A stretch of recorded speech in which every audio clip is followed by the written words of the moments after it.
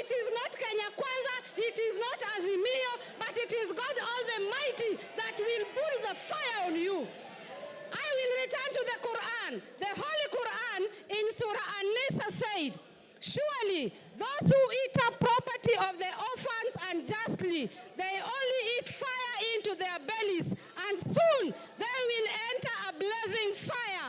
I am telling the former Deputy President of Kenya that you have eaten fire into your belly, and the fire will surely burn you. Mr. Speaker, as I finish, Mr. Speaker, I have heard that the Deputy President has 21 lawyers.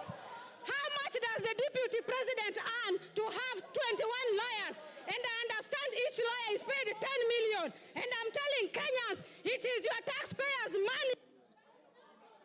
money. Your time is up. Rueda. Honorable members, we are coming to an end. Order, honorable members. I've given the floor to member for Lamu East. Asante Bwana Spika. Bwana Spika, umoja wa taifa ni muhimu sana, na vile ilivyofanyika na naibu wa rais ilionekana kwamba hakuna umoja. Nataka ieleweke kwamba watu wa mlima wanaishi sehemu zingine. Kule kwangu Kiunga niko na watu wa mlima, na kile wanachoona zaidi ni sand dunes. Hawaoni mlima, wanaona bahari. Nataka niseme ile kuzungumzia kuhusu NIS ilikuwa ni grave mistake. Wamekosea sana. Afadhali angetaja Nurdin kama ako na shida naye kuliko institution ya NIS. Ni kutufanya sisi tukae dhaifu katika maadui zetu. Kwa mfano Al-Shabaab wataona vipi sisi kama tuko weak. Ingine nasema, ukiwa unatukana mwanamke, na tena hii ikuwe kwa mtu yoyote, yule anatukana mwanamke ajue mwanamume yote anatukana mwanamke, mashimo yako 7 kwa kila mtu alioumbwa. Wanaume wanayo, wanawake wanayo. Kama ni malaya basi ni wote wanaweza kutumia kwa malaya. Hii jina ya malaya nimechoka kusikia. Ingine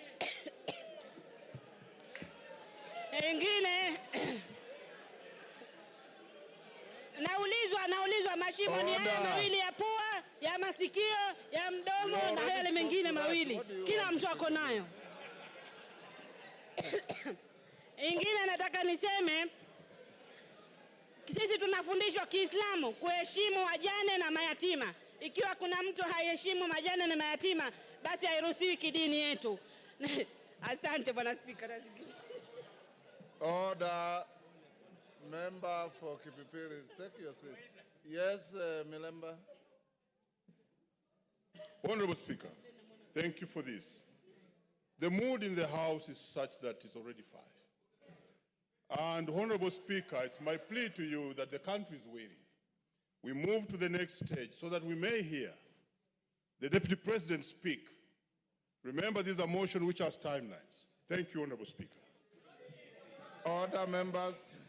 If you listen to the Speaker, when I called out member for Lamu East, I said she was going to be the last one on this. So she is indeed the last one on this. The interaction on the motion. Order. Order, members. The interaction of members on the motion has been very, very intense. Order, honorable members. Member for Machakos, keep your cool, Mami. Keep your cool. Yes, keep your cool. The members who have spoken are many. It is not possible for each and every one of us to speak on the same motion. For those who have spoken, I appreciate you for your tremendous industry for and against the motion. Now, His Excellency the Deputy President is in the chamber, and he is accompanied, I believe, by his legal team or assistants. We will now move to the next stage. You remember I had advised the House, Order Joyce Kamene.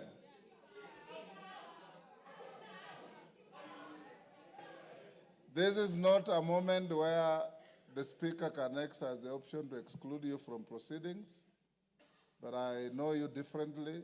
You are normally a very dignified person. I don't know what is the problem today.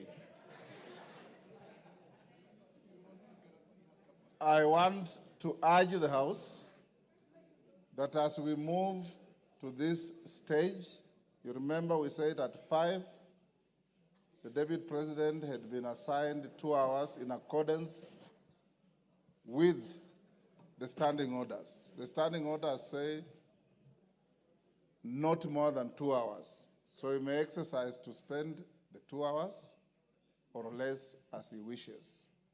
Secondly, once he finishes, then the minority leader, majority leader will take the floor as we had agreed. After that, then the mover will be invited to reply. And after that, you will go into a voting session. Your Excellency, once you finish, you have the option to remain in the House or to leave because you'll have spent your time as allocated by the House. I want to encourage you members to maintain your silence, to maintain your decorum, and to maintain the dignity of both the House and yourselves in listening to the subject to this motion, who is the Deputy President of the country. And I invite you, Your Excellency, you have a choice.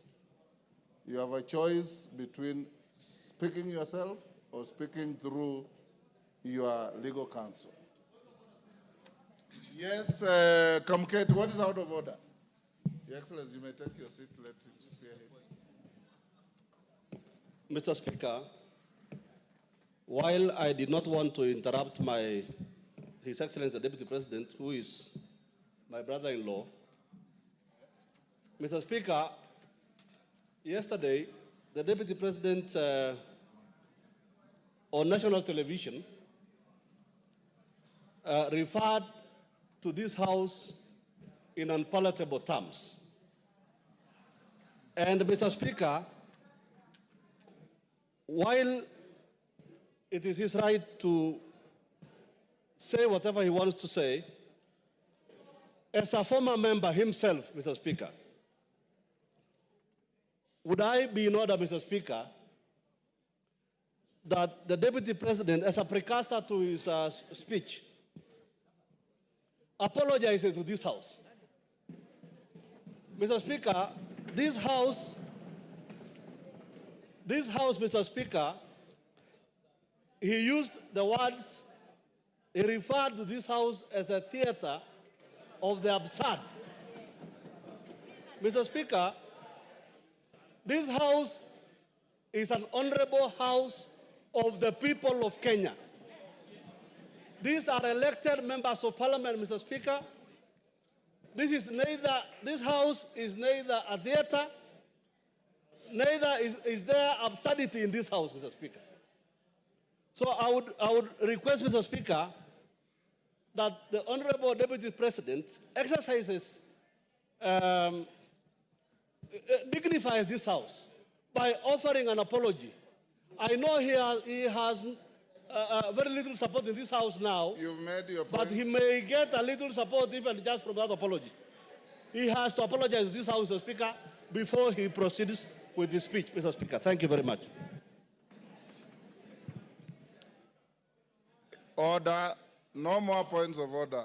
Your Excellency, Deputy President, as you take the floor, this morning, the Speaker made a communication and indicated that we found it abhorrent that some of the contents of your interview your speech rather, your statement last evening, in which you described this House in not very good terms. We also indicated that the rules of this House preclude matters pending before the House from being canvassed in other fora, particularly by members of the House, and to an extent of broad interpretation of the standing orders, a person who is subject to the motion going on in the House. It is spilled milk, it's water under the bridge. You said what you said, but it is only fair that being an immediate former member of this House, that you exercise your conscience to hold as to whether this is a theater of the absurd or is an honorable National Assembly of the Republic of Kenya. You may start by addressing that. Thank you very much, Honorable Speaker. And thank you, the honorable members present, for according me this opportunity to prosecute the matter before us. Mr. Speaker, sir, I have tremendous respect for this great institution, having served here for 5 years between 2017 and 2022, and I appear here in a very nostalgic moment that I'm back in the House where I stayed for 5 years, despite the fact that I've come under difficult circumstances. Mr. Speaker,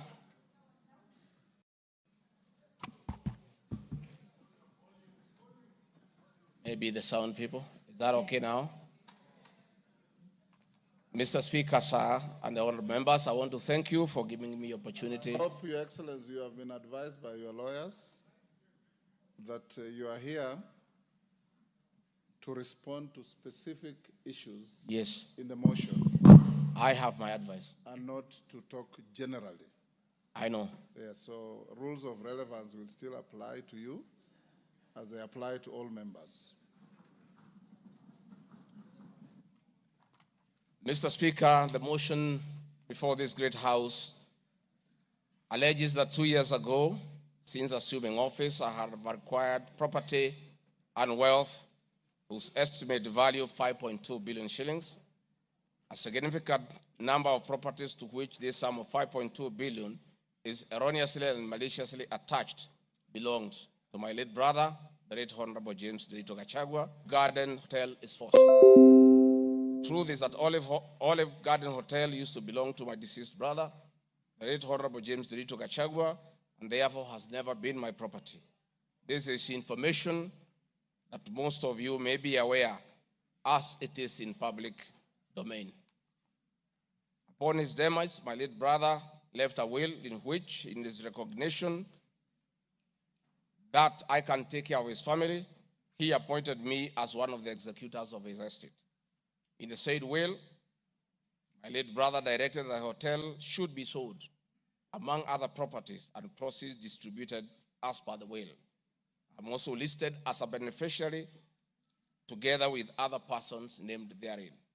In accordance with these instructions, the hotel was sold by the executors to a third party. Owing to the above, I do not own the hotel and have never owned it, contrary to accusation in the motion. For the benefit of this august House and the general public, I have annexed to this response copies of the following supporting documents: my late brother's will, sale agreement dated 17th May 2023, an official search for Olive Garden Hotel Limited. Mr. Speaker, Vipingo Beach Resort, just as in Olive Garden, above this allegation is also false. Vipingo Beach Resort belongs to the estate of the late James Gachagua. For the benefit of this House and the general public, I have attached annexed to this response copy of the official search for Vipingo Beach Resort Limited, confirming that the hotel is still in the name of my little brother's estate. Queen's Gate Service Apartment. The allegation is also false, and the property belonged to my late brother. Queen's Gate Service Apartments, registered in the name of Vipingo Beach Resort Limited, was sold to Cooperative Bank of Kenya Limited, Staff Retirement Benefits Scheme, as evidenced by the agreement for the dated 4th May 2022. and a transfer dated 5th October 2022, marked Annex RG6. Land parcel Ruguru, Kiamariga 2023 in Madeira East constituency, which have originally constructed a helicopter landing facility. My response is, I do confirm that I own the above referenced property, which is approximately 2.5 acres in size, and which I have planted napier grass for my dairy cows. I purchased the land in the year 2023 for 3.5 million from farm proceeds coming from my dairy farm. I have read through the motion, and there is no iota of evidence adduced of the impropriety in the way I acquired this small property. Finally, on this matter, I wish to confirm that there is no helicopter landing facility for this particular parcel on the motion. This part is also false. I attach a copy of the agreement for purchase of this property marked Annexure RG7. 40 acres of land purchased in Kakuret within Kabraine in Nyeri County. My response, I confirm that I own a property, having bought it in 2015, a time when I was not a state officer. I had not even been elected as Member of Parliament from the Honorable Joroge Wainaina, Member of Parliament for Kenny, who is present in his house, or I'm not sure whether he's present. Therefore, this property I purchased 10 years ago, and not 2 years ago during my tenure as Deputy President, and as indicated in the motion, the allegation is false. I have read through the motion, and there is no iota of evidence adduced of any impropriety in the way I acquired this property. For the benefit of this August House and the general public, I have annexed to this response copy of the agreement for sale and purchase of this property marked as Annexure RG8. 80 acres of land in Meru County. For the record, I wish to confirm that I do not own 80 acres of land in Meru. This allegation is false. However, in the spirit of full disclosure, I would like to confirm that I have purchased 29 acres of land in Meru, the land of my mother, which I bought on around 9 February 2024 through a loan granted to me by Solution Circle Limited, which I am a member. This said circle has a charge registered against the title, which it continues to hold as security until I fully repay the loan. For the benefit of the August House and the general public, I have annexed to this response copies of the agreement of sale marked RG9 and a letter dated 15 July 2024 from Solution Circle Limited confirming that they financed the purchase of the property marked Annexure RG10. Dairy farm in Nyandarua County. My response is I do not have a dairy farm in Nyandarua County, therefore this allegation is false. The land in Nyandarua has no single animal. Companies. The motion alleges there are 22 companies owned by my family members and which have been used to massively launder money and conceal proceeds of crime, corruption, and benefit from influence peddling. My response is the mover of the motion has listed the 22 companies associated with me and has alleged that they have been used to massively launder money and conceal proceeds of crime, corruption, and benefit from influence peddling. I've carefully gone through the motion and have not seen any evidence to support or prove the allegations therein. It is not clear to me how to respond without having seen any evidence incriminating the companies. I would like to be clear that these companies have not been involved in any illegal activities, and I believe that is why the mover of the motion has not tabled any evidence of impropriety with respect to the companies. It does appear to me that the mover of the motion was so meticulous to get all the companies associated with me and my family, and I believe that he also had evidence of illegalities committed by the companies, he would have shared or tabled that for the record. However, it is not possible to get evidence of illegality where there is none. Having said the above, allow me just to mention a few companies because there are many. Regarding Gachagua Foundation, this is a foundation I incorporated in 2022, and I clarify that the foundation is a non-profit making entity with the sole objective of uplifting the lives of less privileged in society. This foundation therefore does not trade And honorable members, you are aware that by law, a foundation cannot be used to trade. Since incorporation, the foundation has received a total of 12 million shillings, which has been utilized as